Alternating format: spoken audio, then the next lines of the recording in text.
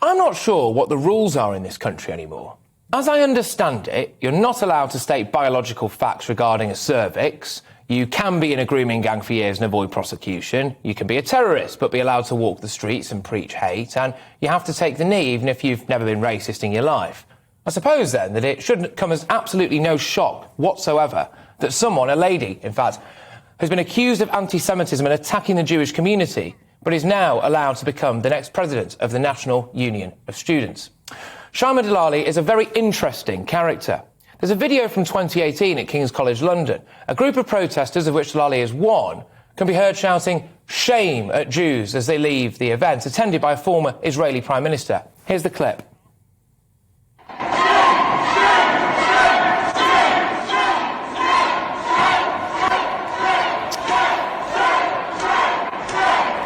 Yeah, so there we go. What you can hear there is a group of, what you can see actually, a group of Jewish students having to walk a gauntlet of hate, actually, right in the heart of London.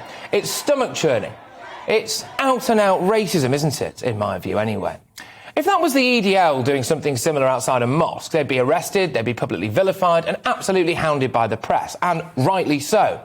But, according to reports, Delali has form for this kind of stuff. So back in 2012, she tweeted about Muslims massacring Jews. She also referred to Muslim cleric Sheikh Yusuf al-Qaradawi as the moral compass for the Muslim community at large. Well, that's interesting, because he's referred to throwing gay people off buildings or indeed setting them on fire, and said that the Holocaust was Allah's way of punishing Jews for their corruption. Delali was asked about whether or not she stood by these views. She declined to provide a comment. Interesting, isn't it? I wonder what that implies. She's reportedly raised money for Cage, a campaign group that described notorious ISIS beheading merchant Jihadi John as kind and gentle. So how can it be that someone like J.K. Rowling says women are women and that's enough to have her ostracised from public life, a similar fate to that of Father Ted creator Graham Linehan? But that this young lady is allowed to become president of the NUS. It doesn't make sense. I can't help but feel that anti-Semitism is just accepted.